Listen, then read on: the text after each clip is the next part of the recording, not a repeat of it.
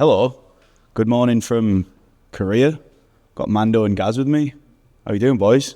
Morning, man. Very well, thank you very much. We're sharing a mic, so I'm on like Vernon K duty. I don't really know where to look with the two cameras. How are you doing, Mando? It's good to see you. I like that for you. Web3 Vernon K. Now everything makes sense from here. I just accidentally christened myself Web3 Vernon K. That was a mistake. I immediately regret it. So we're obviously out here for KBW, as are you guys. How's the week been?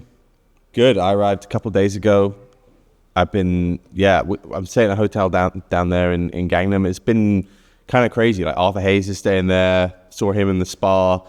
Was out in the bar yesterday, and Tom Lee came down, and we spent the night with Tom Lee. So I haven't really moved much from the hotel, but it's been a lot of fun. I wouldn't be moving much from the hotel either, if you like. in the spa in the bar with Tom Lee and Arthur's flying around as well. Yeah, it's I don't know what that has been the alpha so far, not to move from that hotel. Yeah, I bet. Is it? Have you managed to peel OSF off the golf course? Yeah, I was saying this before. OSF is just LARPing as the founder of NFT Project. He is just an amateur golfer. Yeah, he went and played yesterday at like 4 a.m. Went to go play, but he's I think that's where the new avenue for Rekt. We're going to try and make it so that it goes into as many golfers' hands as possible. Yeah, and then hopefully he can then continue to try and be an amateur moving into a semi-pro golfer. Yeah, well, I have to say it is very good. Just tried it this morning. So. Yeah, I think it's the best one yet. So what we're going to do is we're going to rattle through, as we usually would, with the what you need to know headlines, and then a few stories. Some will be blindly obvious what we're going to cover, and then obviously finish on chatting about you guys and what's been going on. So headline-wise, Lavina has loaded me up as per at the minute. It's not been a good week to be away from the desk because it feels like there's been shitloads going on. So SBF tweeted GM out of the blue on Wednesday morning. It was later clarified that it's his friend posting on his behalf, which, why does it just say GM? World Liberty Financial plans to launch its own debit card very soon. Suspended accounts involved in crypto scams paid middlemen to bribe Twitter employees to reinstate their suspended accounts. Legal proceedings are underway. Kalshi ties up with Solana and Base to foster on-chain innovation. Ethereum's Fusaka upgrade has been stated for December 3rd. Consensus CEO Joe Lubin confirms MetaMask's Mask token is coming. Native Markets USDH stablecoin goes live on Hyperliquid. Canada's police seize $40 million worth of crypto from an unregistered exchange, Trade Ogre. FYI, this is Canada's largest crypto seizure to date. PayPal's PYUSD is expanding to Avalanche, Tron, and Say via Layer 0. Plasma's main net beta and XPL go live. Satirical cartoon show. That's a funny way. South Park criticizes Polymarket and Kalshi in its recent conflict of interest episode, and Rekt Drinks announced at the back end of last week, I think now, that it's sold 11 million cans in 11 months. The Blockmates podcast is brought to you by YEET.com, and they're giving away $500 every single week to our audience and listeners. All you have to do is go to the link in this episode's description, sign up, be active over there, and you're in the mix. YEET.com is built by our mates Mando, KBM, and pro poker player Ben Lam, and it's got everything from crypto-themed games to a sportsbook coming very soon. So please go over there, check it out, have some fun, and gamble responsibly. 1 million. 1 million, sorry, I read 11 twice there. That would be quite the feat, but even still 1 million is absolutely... Yeah, they smashed it. OSF smashed it. All to consumer as well, or basically all to direct to consumer. So we'll get onto that. So I think one of the stories of the week has been Aster, right? So essentially, Aster's been all over CT this week, backed by YZI Labs, and CZ has publicly endorsed it too. So people have been calling it the Chinese Hyperliquid. And Aster's standout feature is hidden orders, which I believe is probably a dark pools thing. And it lets people place fully invisible limit orders on the order book, and the CEO confirms an Aster chain rollout. So what have you made of this week, lads? Do you want to go first on this one, guys? I think we had CZ getting off the hook from the US, immediately starts ball posting the bags, and it has felt like Return of the King somewhat. I think it's obvious to everyone that DEX trading's eaten into sex dominance this cycle massively. CZ's been admitting this as of late as well. So no competition like your own is there. So I think they've got their own little stalking horse here with Aster. And yeah, I think they're trying to really go for Hyperliquid, because what you can see is they've seriously run the numbers on Hyperliquids, eclipsed them on most metrics, to be honest with you. And they've even got the kind of points program in play now. Drops October 4th, I believe.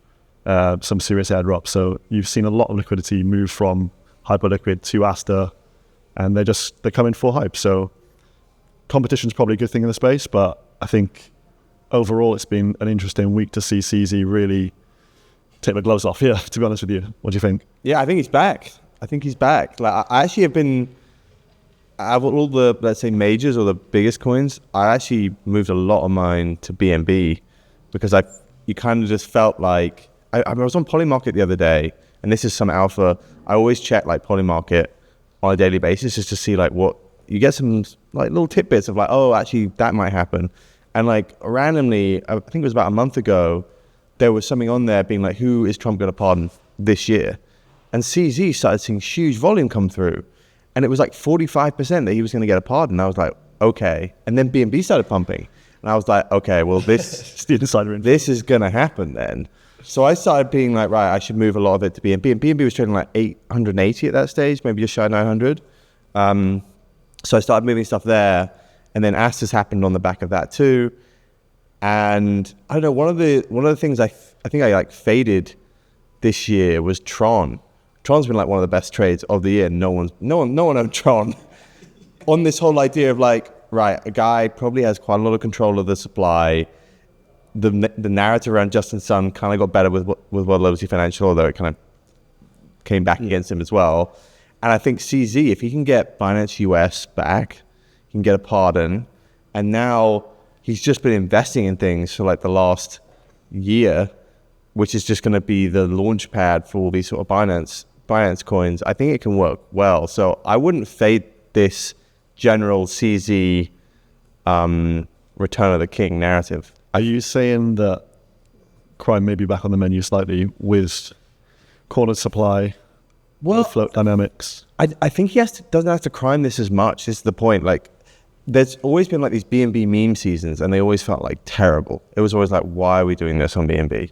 It was like, but BNB DeFi, I actually think that they can probably crime that, and they actually have a legitimate way to like really push this stuff. They can get Binance listings. They can obviously have huge amounts of liquidity in the space. Yeah. So if they brought out competitors to a lot of the major DeFi protocols this cycle on BNB, I think they can do very well with them. Well, you've seen in the last week as well, they've kind of got the plasma stalking horse of sorts with the stable STBL. Right. And you can just see they are actually putting into place, we're going to have a BNB version of all these things. They've even got a pump fund competitor. And yeah, you're looking at some of the charts thinking, these are probably trades that people aren't really willing to take so much at the moment. I know a lot of the boys in our group chats didn't want to bridge back to BNB. They felt a bit dirty doing it, but that's where the money's been, because Seoul's been too GT this cycle already. Isn't that a good thing though? Like, I love things like that when people go like, oh, you know, I don't want to do that. Like, and then you see that the people who do it first and like understand that the narrative is maybe slightly shifting, like you go for it. I think that there's a chance that CZ is the wealthiest man alive, right? And that's not a joke. I think his 25th was the ranking, but yeah, you don't know what else he's got on the side. Well, no, but like, how much do you think Binance is worth? If Coinbase is worth 100 billion, like, I think Binance is probably worth 3 to 5x that, in my opinion. And he owns 90% plus of it. He also owns 65% of BNB, which is worth 130, 150 billion. And then he probably owns quite a lot of Aster. He probably has a ton of Bitcoin, all these other like, he's up there. There's no doubt. He's not 26th. He's like top 3 to 5 in my opinion. And I think he's going to try and go for it this cycle. And he's seemingly most interested with like getting his calisthenics right in his bedroom. Did you see that video? You know, get the trenches behind him. Sees he's a Chad. Like, don't fuck with this guy. I think he's got a shot, and I wouldn't fade Binance like Kingmaker. Yeah, I just want to talk about some of the stats. So we actually posted this the other day. It was like because obviously it's the Hyperliquid conversation, right? And I know we've gone down the route there of sort of the BNB ecosystem as well, which I do want to circle back to. But how do you view and I'll run these stats first. Like, how do you actually view it in terms of like neck and neck from a Hyperliquid point of view? It's obviously been the darling of this cycle for everyone, but to read some of these out, because you can't see them on screen given we're doing this one in person. Aster's perp volume has been at 25.6 bill to Hyperliquid's 76.5. Fees, it's done 8.1 mil to Hyperliquid's 23.3. Revenue, 8.2 mil to Hyperliquid's 23.1. And then the TVL is up 295%, while Hyperliquid's is down 1.84. So obviously this is flash in the pan. It's crazy right now, as we know, but is this sustainable, or is that where we're going with this conversation that you think it is? There you go. I think if you just look at all those metrics and day by day how they have not only caught up but eclipsed in the last couple of days especially, like, it's patently obvious that they have the kind of motion in the market to really churn these big numbers. And like, a lot of people obviously are airdrop farming Aster right now, and it's kind of weighted towards perps in this sector, but they're going for spot in the next I think season 3. So they're going to come and try and take Hyperliquid on directly on every single front. And as you say, like, you don't want to bet against the Binance Cartel, CZ, very, very wealthy guy. Like, they're going to be able to pull out some big moves. So I think this is probably healthy for like both Hyper and Aster to go back and forth. Obviously chart-wise right now, Hype's absolutely taking a licking here. But I think that kind of represents an opportunity, and we're yet to see the response from Jeff and team, which no doubt is coming. Yeah. I always thought it was kind of strange that Hyperliquid managed to gain so much market share, because before that, there were so many perp dexes. You know, like, and there was always this vampire attack coming. Like, we saw it all with GMX, DYDX. So like, there was just always another one that was like, okay, now we're going to go farm this. Yeah, Hyperliquid managed to keep it. And that's kind of a testament to what they did. They made all the early supporters wealthy. They did the token the best that you can ever hope for from a Web3 team. So it does kind of suck to see this vampire attack and it be so successful almost.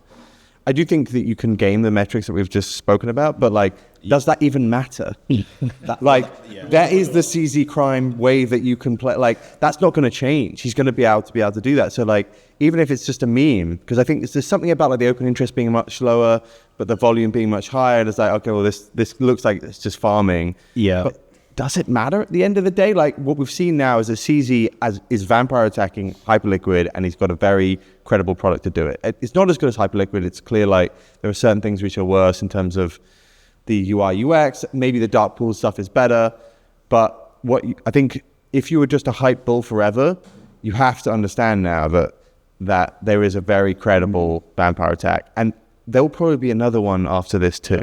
Like, what we've now seen is that we're now going to see, I think, a bit more of a pack to follow Hyperliquid, and the idea that Hyperliquid would just go to 500 and nobody else would be able to touch it, I think is kind of a distant memory. Yeah, I mean, there are the allegations, and that there's just all sorts of fuckery going on. But as you say, everything is marketing, and that's what this is, and they're doing it well. And it's not the first time that we've seen CZ have a pop with remember the jelly thing that went on with Binance. So it's almost like, I would love to be a fly on the wall in those meeting rooms. Wherever these calls happen, like. Yeah, I mean, definitely you can paint Hyperliquid as the good guys in this fight, but yeah, it's. Do you want to make money, or do you want to be part of the good guys? It feels like one of these sort of scenarios where like Aster's come in and they've got momentum. Hyperliquid, I don't really know what else they can really. They need to, if they're really going to be differentiated, they need to build out the chain very quickly, right? Yeah, because the perp deck stuff actually is quite easy to copy, in my opinion. But if they were now to bring out, right, we're going to really build out the Hyper EVM stuff, then I don't think it's that easy for Aster to just like build out a chain. Yeah. That's going to be like a year or two. Yeah. And people have been criticizing Hyperliquid for that for a bit. Like, they've just kind of focused on the perp product.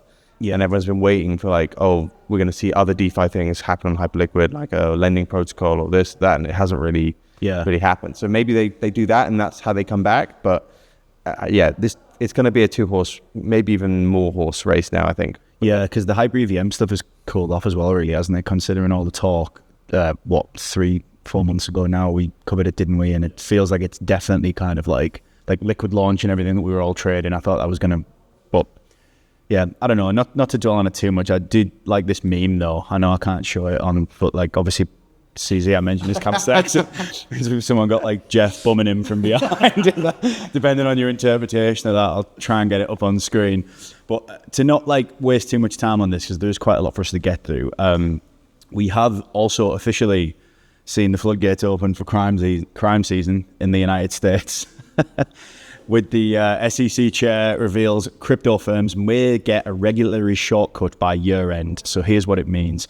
So the SEC could soon introduce a new rule designed to give crypto companies more room to innovate. So new chairman Paul Atkins said on Tuesday that the agency is working towards a year end deadline to establish an innovation exemption, a regulatory carve out that would allow digital asset firms to roll out new products without being immediately weighed down by traditional compliance requirements. The proposal comes as part of a broader policy shift under Trump's administration, which has made a deliberate effort to ease regulatory burdens on the crypto industry. Since January, the SEC has dropped several enforcement actions initiated under Gary Gensler and launched a dedicated crypto task force. So I'm going to pause there. Gaz, what have you been thinking of this one? I think the other crime syndicate here is obviously the Trump family as well. And they're clearly making inroads to deregulate the financial industry broadly, and then obviously crypto is getting a nice tailwinds off the back of this. There was also follow-up to this, like on October 1st, they've got the potential for crypto taxes to be discussed. And if you see how much they've printed, the Trumps recently, multiple billions, like people are starting to think maybe there's going to be some form of reduction here. So I think we're allowing for potential Ponzi's to be spawned, a lot of shenanigans to take place. So on the one hand, it's like kind of bullish, like the 180 we've gone from the previous administration, but kind of feels like we're going to get our butt spanked on the other end when this debt has to be paid at some point, I feel. But I did see as well there was an investigation into the DATs this morning. That was kind of there's been apparent insider trading, so the SECs are actually going after something with that.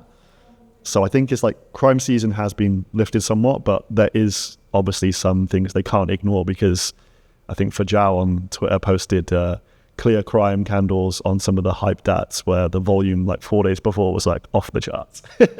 Oh yeah, for sure. It's crime season in the US too. And there's a lot of this, particularly in public markets, like the dats that were happening.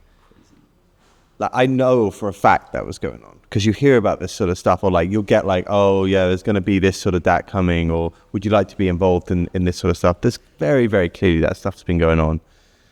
And I kind of agree with you that this is perhaps sowing the seeds for in 3-4 years, maybe something happening. But who knows? Maybe not. Maybe JD Vance wins and we get another 4 more years of crime.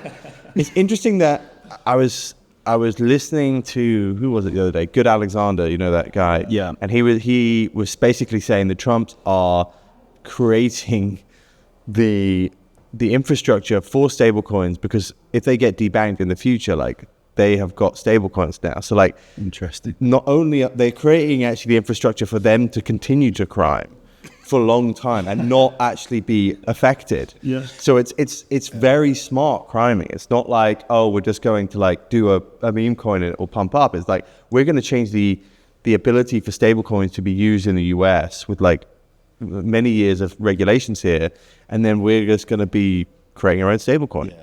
And then now we're going to be fine forever. So like, it's interesting to see that in the US, that I think stablecoins have been the main thing that has been pushed, and actually that's to create this like second rail of financial security, I think, for a lot of the people who are going to be caught up in it. First things right, I can't believe how many times the word crime has just been used. And Mando, I think you just invented a new verb, criming. Perfect. Yeah. I'm going criming out there. It feels 8 years of criming coming up. Yeah. So to play devil's advocate a little bit here with what you're saying there, guys, where I feel quite frustrated by this is it almost feels like a little bit of a political seesaw, in that if what you're saying is right as well, Mando, which makes total sense, and you kind of have this administration going super deep down this rabbit hole of like, how much can we get away with without taking the piss, as you say, and the SEC are still doing some investigations. And then say, for example, next administration comes in and it's on the opposite side. Does it become a scoring match between we're going to claw and try and punish you bastards as much as we possibly can? Yeah, it will be. But I think the thing is, with the cat's out of the bag with Wall Street, and once they start making money with this, good point. Yeah, it's not just a political issue. Then it becomes a business issue. And if you can say, look, we're going to bring in this, and it's going to affect the revenue of these companies by this amount, and you're going to cut these many jobs, those sort of arguments sometimes become a little difficult to repeal. So I do think you'll probably see indictments and investigations into everyone who was involved with the Trump family. I don't know if in 4 years or 8 years for these sort of deals, because there will be a witch hunt of some sort. And I don't think that you're actually looking for witches or actually just criming. Yeah, but criming. There is, I do think, I can imagine some of at least the stablecoin regulation is going to stay. Yeah. Like a lot of the stuff that actually touches Wall Street, and it's not just, hey, there was maybe like a DAT trade, which people got heard of early, but the idea that stablecoins and crypto is going to be used as a form of payment in the US, I think that regulation is here and is going to here for a while now.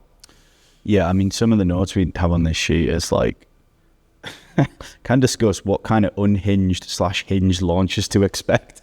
I was like, exotic derivatives, more gambling/prediction market mashups. Like, what do you think? Well, I was thinking the other day that Trump will start tokenizing his real estate portfolio. Yeah, we'll start to see, because I think that will be the next stuff. They'll start tokenizing, and you'll start to see like Trump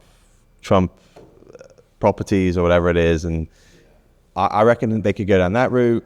But yeah, like we're gonna see some crazy stuff. It sounds like everything is up for grabs now. They've just decided they're just gonna fire all of the SEC who's involved in these sort of investigations. So to launch products in the US without burdensome regulatory requirements is quite a wild statement overall. I think it just says DeFi Ponzus are coming. Yeah, oh yes. And the Trump family want in on the 1000x Ohm type games. Yeah, we want Ohm Forks, Iron Finance. I'll try to go down all the different Matic Ponzi's I was in last cycle. Yeah, we're going to see some cool stuff, I think. Cool stuff while criming. Right, so on to the next one. So what was pretty mental the other day, and I'm going to just check to know when this came out, but yesterday actually.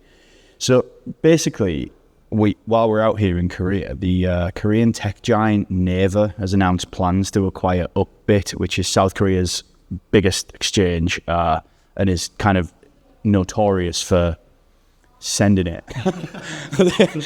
Yeah, those boys like to ape. Now, being out here, Naver is like, I guess more or less the Google, really, of this region. You use it for your maps. Like, there's all sorts of shit that you can't work out properly on Google Maps. So it's complete like tech dominance. And also what I've noticed, especially this week, is on the subways and everything, Upbit is everywhere. It's like on buses, it's on billboards. And I think this is like kind of huge. So just there's a note here that after the acquisition, Naver is looking to roll out a Korean won-backed stablecoin project and explore overseas expansion. And on the back of this news, Naver's stock price rose by 11.4%. What did you think about this? And I want to talk about, first, let's talk about the strategic rationale. Like, if you were a fly on the wall at Naver, what do you think those guys are talking about? They've seen USDT stats and gone, we'll have a piece of this. So I think this was like a few months back, they talked about Korean won kind of partnership between Upbit and Naver, and now Naver obviously have just bought out Upbit. So they want to be the de facto Korean won stable. They've got payments. I think it's one of the largest like remittances in the country, 40 million users. So they can make serious bank off this. And obviously the crypto adoption is hopefully going to be a good thing as well, because they can bring in everybody who's got the Naver app into the crypto ecosystem. You've got the layer 2 with Kiwa as well, kind of cooking in the background. So I think this builds out the kind of super app thesis, and we're going to see it live in effect here in Korea, and then we're going to see it in the West as well, obviously. But yeah, I think it's very, very bullish for crypto adoption in Korea overall. Yeah, I mean, when you arrive in South Korea, you download Naver Maps. Yep. And then the Naver Translate app. So like, just to give, I didn't really realize how big it was until I got out here. So Naver is like a big app. I think South Korea's, if like the economy is built around this, these like conglomerates which run everything, of which Samsung is the biggest, but like this is how their economy, the whole thing works, and they all have ownership in each other, and it's been how it's been for like many decades. And I don't think any of the crypto firms have really been part of those until now. So this is the first time one of the big conglomerates has come in and been like, hey, this is now going to be our thing. So I think it now makes it a bit more institutionally friendly. I don't know how to describe that. Like these firms are as powerful as the governments in these countries. Yeah. So like this is almost like a Trump style move, I would say, where like, okay, now I think they call it like Hongdai or something like that, like is now going to promote a crypto exchange. Maybe we'll see other ones like BitThumb would maybe be another one, or you'll see them go after some of the other big exchanges, I reckon. Yeah, it kind of speaks for itself, this one, really, doesn't it? It's like, go on. I was watching some Korean YouTube clips last night. Like someone had dubbed over what they were saying, and they had the Naver chart, and they were doing a bit of TA, and then the woman's message was literally, buy all dips on Naver. And I was like, perfect. Good advice. And to be fair, like that meme, top strategist, buy all dips. The chart looks pretty healthy, not going to lie to you. So we might have to start trading some Korean markets here, to be fair. Well, anyway, I want to get to the thing that I've sort of been most looking forward to talking about, which sounds obvious because we're sitting with Mando and we're literally bloody drinking Rekt drinks at the table. But when we got this message, like last week, it was Tabs DM'd me and said, like, look, this is what we're announcing. I was kind of blown away, and by that I'm talking about the 1 million cans in 11 months.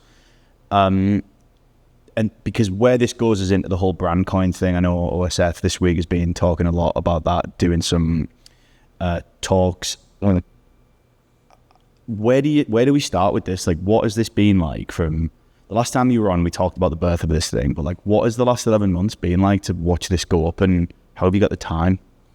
Yeah, so it's been pretty wild. I think the reason why we did a drink is because the original NFT had a drink in it, and our community was always like, we should do a drink. And then we started, and then we thought about the coin at the same time, and we're like, okay, well, we can create something cool here. We're like, you get a bit of a coin when you buy the drink.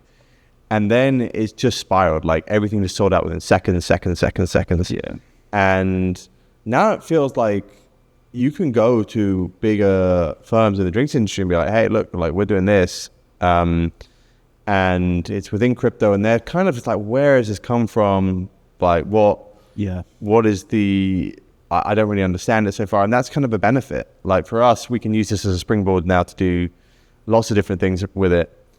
In terms of how it relates back to crypto, I kind of like what Luca has always said, which is like the coin can just go up, down. But if you're constantly trying to grow the business below it, like we think that's going to be very, very strong for like the value we can move back to the coin. We do like buybacks with the revenue that we make, so there is like a full flywheel, and also all the NFT holders own a share of the equity in Rekt brand. So like there's like multiple ways that's going to work. We're going to launch an energy drink now, and they've done a partnership with FaZe esports team. So hopefully that is like energy drinks big in esports. And yeah, you look at like distributors maybe in the US, the business starts to can really scale then from now. Like you can now go to this like very big distributors or very big drinks manufacturers and be like, hey, look at this, and then you can either piggyback off their distribution or partner with them. So I think we're looking at a ton of different things around it now. Yeah, it's weird. It feels just like new meta / unicorn territory almost, not to be a little bit like hyperbole about it, but genuinely this whole like brand coin thing, because it makes complete sense as well. It's traditional marketing activations tied back to like crypto rails and incentives. It's like, do you think that we'll see more and more of this?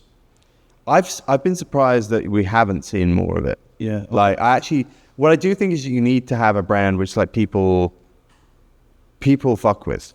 Yeah, exactly. For a while, and like they know that you're a bit more genuine. Some of the attempts at this with the internet capital markets stuff kind of felt like random guy from Silicon Valley is coming in and looking to make a quick buck and doesn't really understand us, or like is not really got the right motives. You have to find people with the right motives. You have to find people like Jeff, you know, like who are coming in like they know how this has to work for everyone to benefit, not just to make a quick buck. And that's been rarer than I kind of expected, because I think a lot of people have come in and maybe they've come in and said, oh, I'll do that, and then they've just kind of given up after like the first month. You know, like they're just like, oh yeah, that's just way more harder than I thought it was going to be, and like I can't be bothered, basically.